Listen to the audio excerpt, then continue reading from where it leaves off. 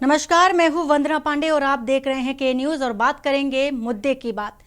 और उत्तरकाशी की सुरंग में फंसे 41 मजदूरों को बचाने की मुहिम लगातार जारी है।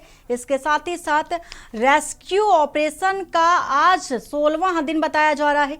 ऑगर मशीन के टूटे हिस्से को प्लाज्मा कटर से काटकर बाहर निकाल लिया गया है और इसी के साथ ही साथ इस बीच मैनुअल ड्रिलिंग का काम भी शुरू कर दिया गया है।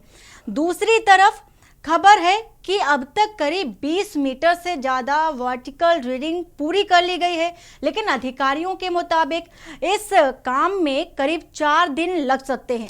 कहा यह भी जा रहा है कि मजदूरों को श्रवण कुमार की तकनीक से बाहर निकालने की जो कोशिश है वो भी देखी जा रही है और इसके साथ ही साथ वर्टिकल ड्रिलिंग के बाद मजदूरों को एक एक करके डलिया में बैठाकर बाहर निकाल लिए जाएंगे बताया जा रहा है। और ये कुछ श्रवण कुमार की तकनीक जैसा है जो अपने माता पिता को टोकरी में बैठाकर 4 धाम की यात्रा कराने के लिए घर से निकले थे।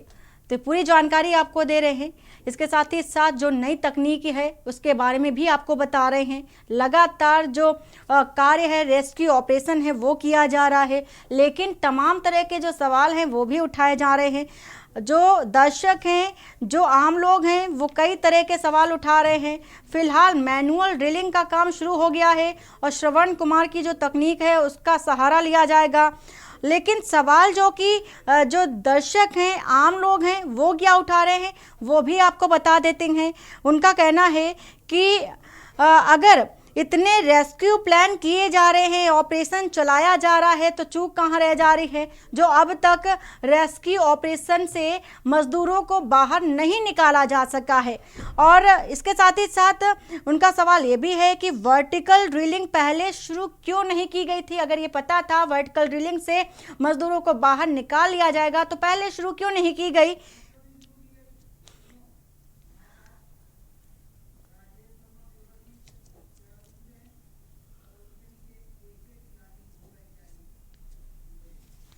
और इसी खबर पर हमारे साथ राजेश वर्मा ब्यूरो चीफ हैं देहरादून से, वो हमारे साथ जुड़ चुके हैं। इसके साथ ही साथ AK बियानी जो कि भू वैज्ञानिक हैं, वो भी हमारे साथ हैं। तो सबसे पहले राजेश वर्मा, आपसे जानना चाहेंगे, जिस तरह की धरातल की तस्वीरें लगातार दर्शकों को हम दिखा रहे हैं, अब जो कि अपडेट जानना चाहेंगे, इस वक्त की अपडेट आपके पास क्या है।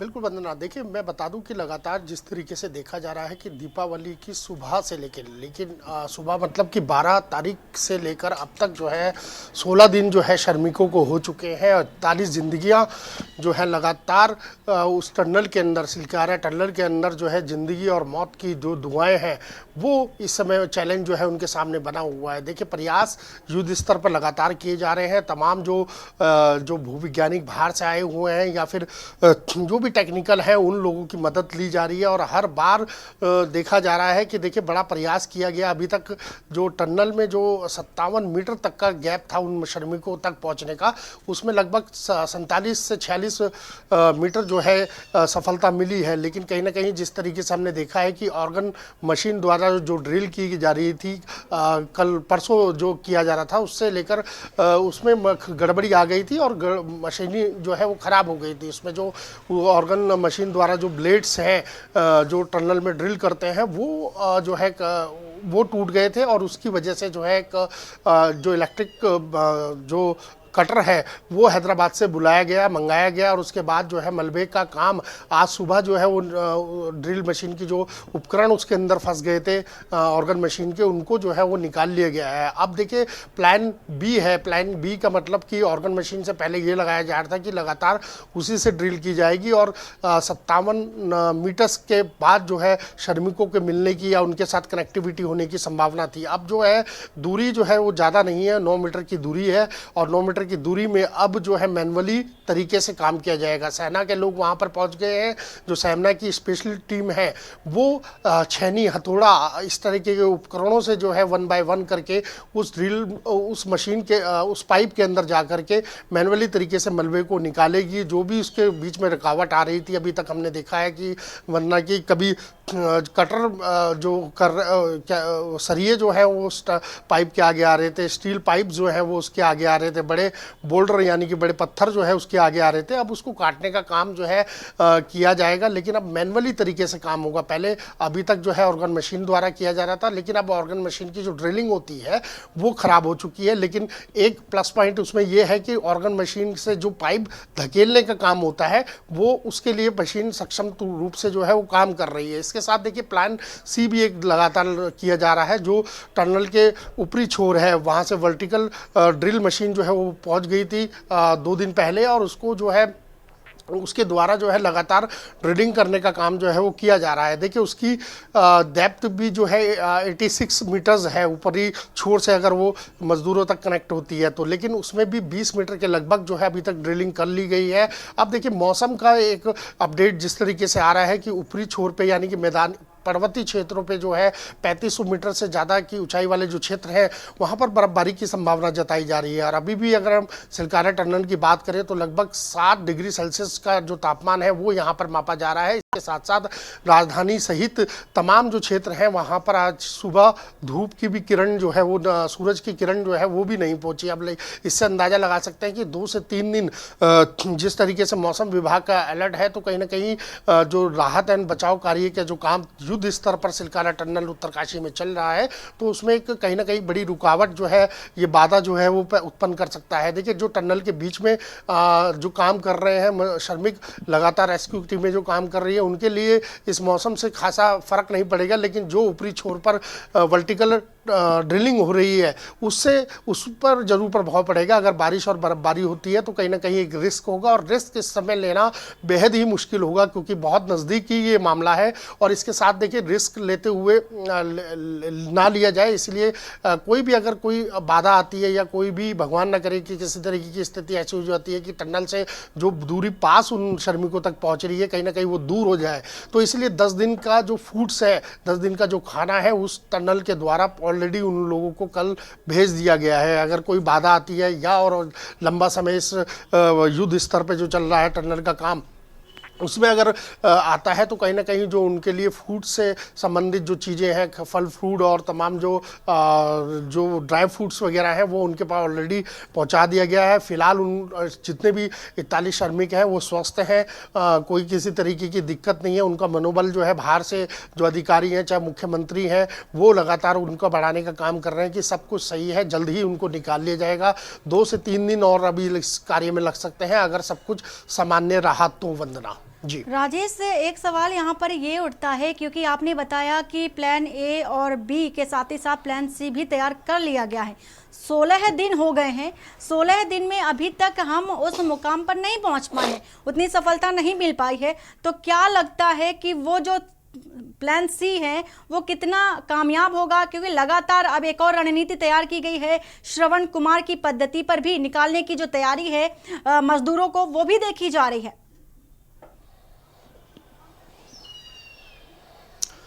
देखिए प्लान इसमें शुरू से ही जो बनाए गए थे वंदना, वो प्लान 5 बनाए गए थे। एक तो टनल का जो जहाँ से लगातार प्रयास किया जा रहा है, जहाँ पर अब दूरी जो है 9 मीटर की रह चुकी है उसमें लगातार प्रयास जारी है। और ये संभवतः अब तक अगर वो ऑर्गन मशीन ठीक होती, रुकावट ना आती तो अब तक के श्रमिक जो है वो निकाल भी लिए जाते। देखिए उसके बाद दूसरा प्लान जो बनाया गया था, जो ऑर्गन मशीन जो इस समय जो है लगातार ड्रिल कर रही है जो ऊपरी छोर है टनल का, वो प्लान बी का हिस्सा है। और उसके साथ साथ देखिए प्लान सी तो जो टनल के बाएं और बाएं हमारे तो मुद्दे की बात में हम बात कर रहे हैं उत्तरकाशी में, और उत्तरकाशी की सुरंग में फंसे 41 मजदूरों की बात कर रहे हैं जिनको बचाने की मुहिम लगातार जारी है। हमारे साथ मेहमान भी जुड़ चुके हैं और ब्यूरो चीफ राजेश वर्मा भी हमारे साथ हैं। सबसे पहले भूवैज्ञानिक हमारे साथ हैं, उनका रुख कर लेते हैं एके बियानी का।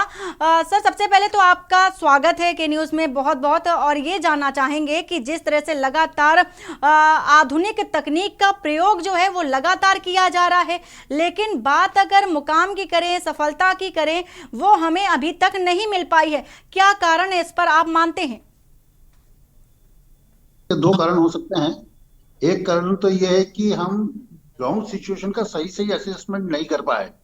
अगर ग्राउंड सिचुएशन का सही असेसमेंट होता तो तकनीकी फेल होने के चांसेस नहीं थे। दूसरा ये कारण हो सकता है कि जो मशीनें हमने लगाई वो मशीनें उस क्षेत्र के लिए सही नहीं थी। अब आपने अगर ड्रिलिंग की मशीन लगाई और उसकी ब्लेड खुद कट रही है, तो इसका मतलब ये है कि आपने अगर ड्रिलिंग की मशीन की स्ट्रेंथ को या उसके पावर को आपने प्रॉपरली जज नहीं करा है। और अगर ये जज होता तो ये स्थिति नहीं आती। और अगर हम ऐसी स्थिति आती है तो हमें तुरंत पहले से ही अंदाजा लग जाता है कि कितना पावर चाहिए, कैसा चाहिए। तो वो सारी चीजें बराबर असेसमेंट नहीं हुआ। उसका एक कारण मुझे जो समझ में आता है कि इस तरह की सिचुएशन हमारे उत्तराखंड में पहली बार हो रही है। तो ये एक तरह का एक्सपेरिमेंट चल रहे हैं।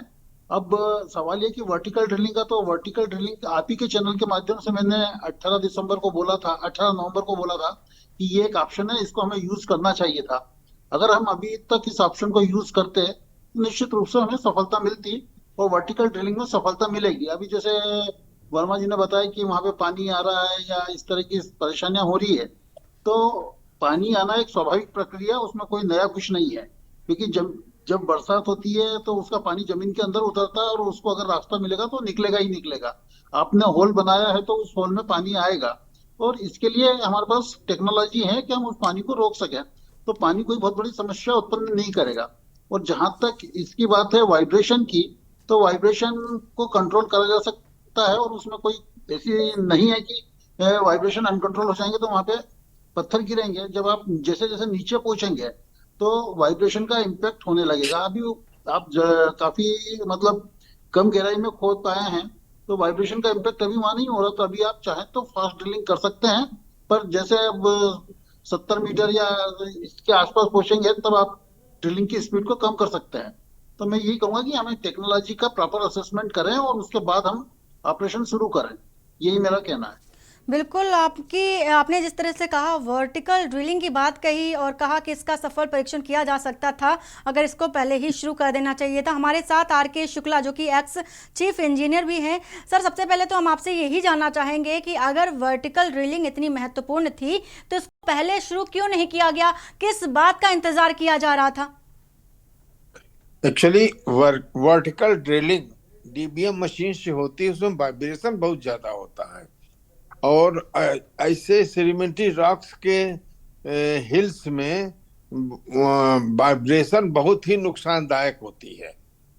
अतः हॉरिजॉन्टल ड्रिलिंग जो की गई थी अच्छी की गई थी, परंतु जैसा अभी भूवैज्ञानिक साहब बता रहे हैं, उसके जो ऑगर मशीन की जो ब्लेड्स थी, एक्चुअली हुआ क्या, ब्लेड फंसी है जो आउटर सीमेंट की रिंग होती है, उस रिंग के सरिया में ब्लेड फंसी और ब्लेड टूट गई। तो इसका असेसमेंट पहले करना चाहिए था कि ऐसी सरिया आ रही है। अब इसमें वर्टिकल भी कर रहे हैं, तो इसमें मैं आपके चैनल के माध्यम से आगाह करना चाहूंगा कि जब 3-4 मीटर रह जाए तो बहुत धीरे धीरे चलाएं, कहे वही सरिया, वही सीमेंट की जो रिंग है, इनको भी लास्ट में मिलेगी। तो वो उस हर्डिल के लिए अभी से तैयार रहें। वो सरिया पूरी रिंग पूरी लेंथ में फैलाई जाती है। तो आपके चैनल से कह रहा हूं कि जब ये 3 मीटर के लगभग पहुंचे तो लास्ट में 2 मीटर बहुत क्रूशियल है। धीरे धीरे कटिंग करें और वहां देखते रहें। यदि वो सरिया मिलती है तो अगर मशीन का कटर हटा के उसको किसी बाई एनी वेल्डिंग मशीन या मीन से लेजर कटर से उस सरिया को काटे, फिर नीचे जाए। क्योंकि 3 लेयर होती है। एक सीमेंट की रिंग होती है, फिर स्टील की रिंग होती है, फिर अगेन सीमेंट की रिंग होती है। तो लास्ट में बहुत ही सावधानी बरतें, अन्यथा ये पूरी प्रोसेस जो हम 18 घंटे से कर रहे हैं या आगे 20-25 घंटे और करने वाले हैं, तो ये प्रोसेस फिर वहीं का वहीं रह जाएगा। जी बिल्कुल। और भूवैज्ञानिक से हम जानना चाहेंगे, क्योंकि फिलहाल आप सभी हमारे साथ बने रहिए। यहाँ वक्त हो चला एक छोटे से ब्रेक का। ब्रेक के बाद जल्द हाजिर होते हैं। आप देख रहे हैं के न्यूज़, खबरों का सारथी। ब्रेक के बाद आपका स्वागत है और बात कर रहे हैं जो सुरंग में चलाया जा रहा है रेस्क्यू ऑपरेशन और आज 16वां दिन है। 16वें दिन में कितनी सफलता मिली है, आए दिन नई नई तकनीक का प्रयोग किया जा रहा है। हमारे साथ हमारे मेहमान भी मौजूद हैं, इसके साथ ही साथ ब्यूरो चीफ भी राजेश वर्मा भी हमारे साथ हैं। सबसे पहले जानना चाहेंगे ए के बियानी आपसे, जो कि भू वैज्ञानिक हैं। सर, ये जिस तरह से लगातार तकनीकों में जो बदलाव है वो देखा जा रहा है, तो क्या लगता है आपको कि जो रेस्क्यू ऑपरेशन है उसकी प्लानिंग जो है वो सही तरीके से नहीं की गई है, जिसके चलते नित्य नए बदलाव देखने को मिल रहे हैं? ये मैं मान सकता हूँ कि रेस्क्यू ऑपरेशन की प्लानिंग सही तरीके से नहीं की गई। इसका एक कारण ये भी हो सकता है कि जैसे मैंने अभी बोला कि उत्तराखंड में इस तरह की घटना पहली बार हो रही है, पर ऐसा नहीं कि उत्तराखंड में पहली बार हो रही तो हमारे देश में भी पहली बार हो रही है। इस तरह की घटनाएं अक्सर टनल्स में होती रहती है और देश के दूसरे हिस्से में लगातार होती रहती थी। अगर वहां के एक्सपर्ट की एडवाइस ली जाती जिन्होंने उन टनल्स में काम करा है, चाहे वो कोंकण रेलवे की टनल हो या कहीं दूसरी जगह की टनल हो, तो वो एडवाइस हमें काफी लाभप्रद होती है। और उन्होंने जैसे एक मैं वक्तव्य पढ़ रहा था कि एक इंजीनियर साहब थे, उन्होंने काफी पहले कह दिया था कि अगर आप इस तरह से हॉरिजॉन्टल ड्रिलिंग करेंगे तो ये ज्यादा सक्सेसफुल नहीं होगी। और हुआ वही कि हमारी हॉरिजॉन्टल ड्रिलिंग सक्सेसफुल नहीं हुई। और उनका कहना था कि जब तक एक स्टेबिलिटी के लिए टाइम नहीं मिलेगा मटेरियल को, तब तक अगर आप छेड़ेंगे तो और मटेरियल आता जाएगा। और यही हो रहा है। अब जैसे हम कह रहे हैं कि मैनुअल ड्रिलिंग करेंगे या मैनुअल हटाएंगे मटेरियल को, तो यहाँ पे ये असेसमेंट करना है कि क्या ऊपर से मटेरियल नहीं गिरेगा, और गिरेगा तो फिर उसकी भरपाई कैसे करेंगे। मतलब वो मटेरियल आएगा तो फिर आप कब तक उसको खींचते रहेंगे और कब तक उसको निकालते रहेंगे। क्या कोई ऐसी टेक्निक नहीं हो सकती कि जिससे हम उस मटेरियल को गिरना रोक सके और उसके बाद हम मैनुअल आगे बढ़े, जिसको रेड माइनिंग भी कहा गया है। और दूसरी चीज ये है कि एक टेक्निक और ट्राई कर सकते हैं, जो हम वर्टिकल ड्रिलिंग कर रहे हैं। तो आजकल रॉक मेल्टिंग की भी टेक्निक चल रही है और रॉक मेल्टिंग से भी 30 मीटर तक के होल प्रोड्यूस किए गए हैं। तो लेट अस सी कि अगर हम कर सकते हैं तो उस पर भी जरा ध्यान दिया जाना चाहिए। उससे हो सकता है कि शायद हमारी समस्या जल्दी हल हो जाए। बिल्कुल, आरपी शुक्ला हमारे साथ हैं। सर, आपसे ये जानना चाहेंगे कि नित्य नए बदलाव तो हो ही रहे हैं, लेकिन अब ये है कि मैनुअल टेक्निक का भी इस्तेमाल किया जाएगा। जिस तरह से श्रवण कुमार ने अपने माता पिता को बाहर निकाला था, ठीक वही तकनीक का इस्तेमाल अब किया जाना है। क्या लगता है आपको, कितनी सफल हो सकती है ये जो तकनीकें है? देखिए साहब, मैनुअल तकनीक करिए, हॉरिजॉन्टल ड्रिलिंग करिए, एक सफल तकनीक हमारी जब वर्टिकल ड्रिलिंग हो रही है उसमें आप कोई छेड़छाड़ न मत करिए, उन्हें करने दीजिए। और श्रवण कुमार वाली जो तकनीक है, जो आपकी 2 टनल्स ऑलरेडी दूसरे सिरों से चल रही है, उन सिरों से आप करा सकते हैं, उसमें कोई हर्ज नहीं है। वो आप कराते रहिए, चाहे सिंकियारा साइड से कराइए, चाहे बारकोट साइड से कराइए। बेटर रहेगा सिंकियारा साइड से कराने में, परंतु वही बिंदु आएगी, फिर वही बिंदु सिंकियारा या किसी से करेंगे तो जो डिब्रीज बीच में गिरी हुई हैं या लोहे के रॉड गिरे हुए हैं, तो श्रवण कुमार तकनीक जो कोई लोगों ने सुझाया है करें, तो उनके पास 2 ऑप्शन है। वर्टिकल ड्रिलिंग को डिस्टर्ब न करें, वो हो रहा है उसे होने दें। बिल्कुल, हमारे साथ ब्यूरो चीफ राजेश वर्मा भी है। राजेश, जिस तरह से लगातार देखा जा रहा है रेस्क्यू ऑपरेशन लगातार जारी है और प्रशासनिक तौर पर हर एक इंतजाम भी देखे जा रहे हैं, लेकिन बचाव की रणनीति में बार बार बदलाव क्यों किया जा रहा है आखिर?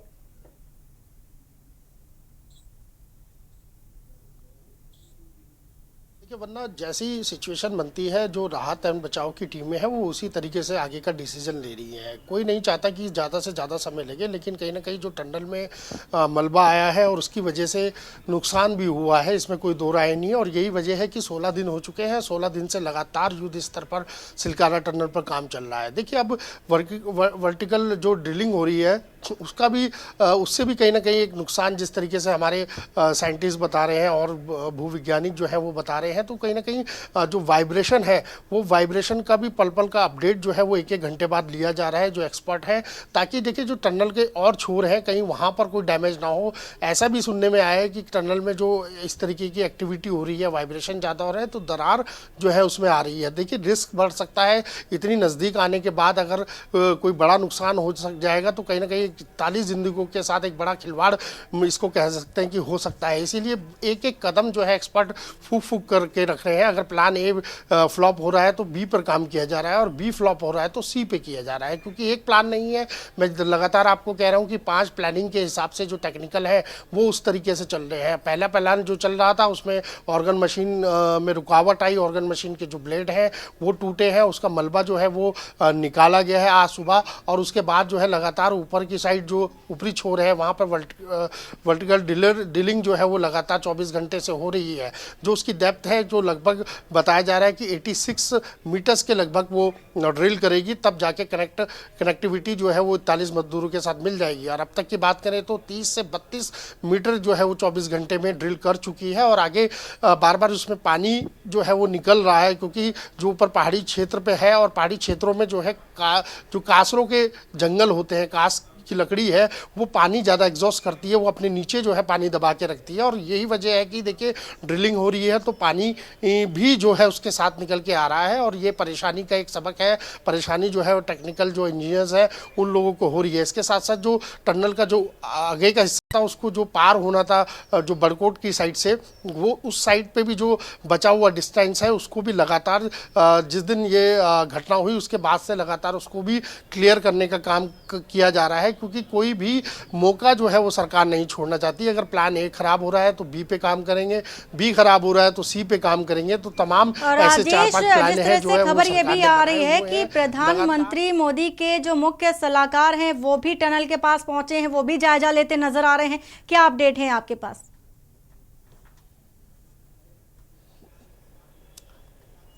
देखिए बिल्कुल प्रधानमंत्री के जो मुख्य सचिव हैं वो वहाँ पर पहुँचे हैं। इसके साथ जो चीफ सेक्रेटरी उत्तराखंड है एस संधू वो वहाँ पर पहुँचे हुए हैं। इसके साथ तमाम आला अधिकारी जो हैं वहाँ पर पहुँचे हैं।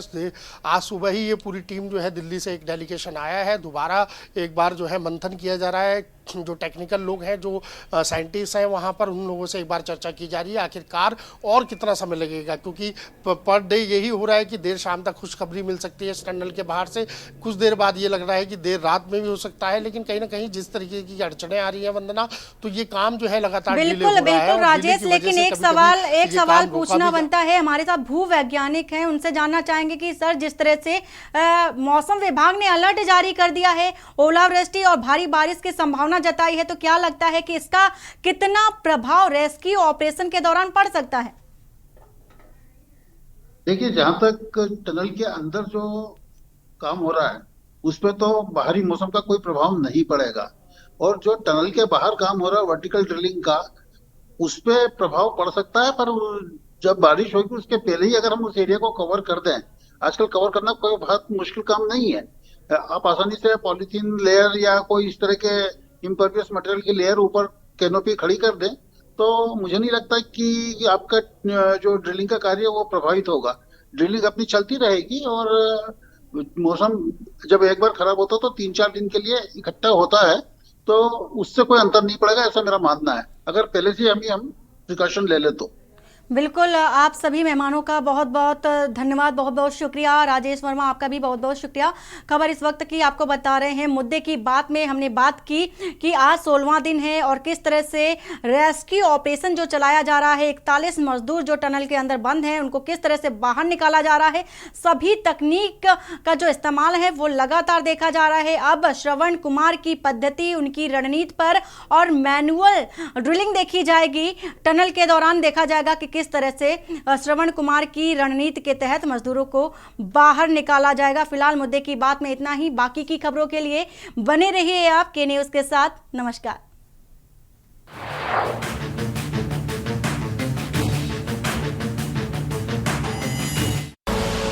आप देख रहे हैं के न्यूज, खबरों का सारथी।